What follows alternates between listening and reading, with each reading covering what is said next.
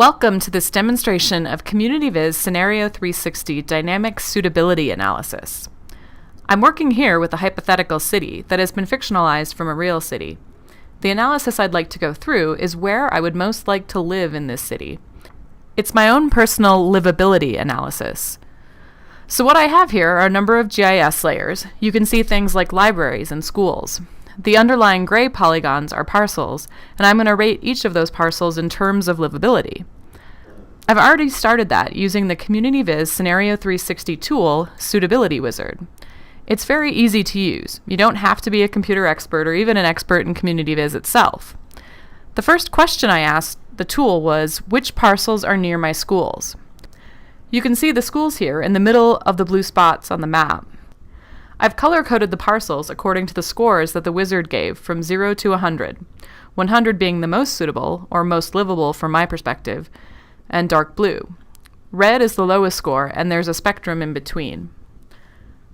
Another factor I'm interested in is whether a parcel is close to libraries, so I'm going to include that factor as well. But libraries, in my opinion, aren't as important to me as schools, so I'm going to go ahead and introduce the idea of weighting. I'm going to put less weight on the library factor and more weight on the school factor. And when I do that, I get new results that look like this. You can see that the areas with both a school and a library get particularly high scores. I can also choose to exclude certain areas from my results.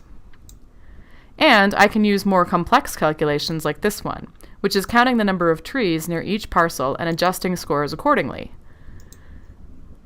This is what happens if I want to make sure I'm within a third of a mile of a transit stop.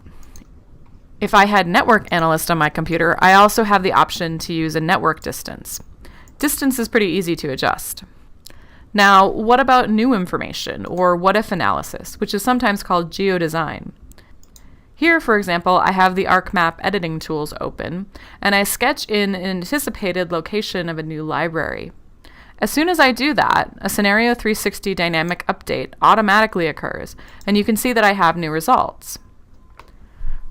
Returning again to my factors, I can continue to experiment with different weights, including or not including different factors, and effectively having a conversation with the tool to help me make decisions.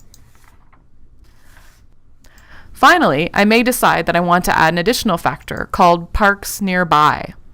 I open the wizard, go through a few simple steps, and update my results. Now I have an expanded analysis that I can continue to work with. That's one of the great aspects of this dynamic and flexible suitability analysis capability in CommunityViz Scenario 360.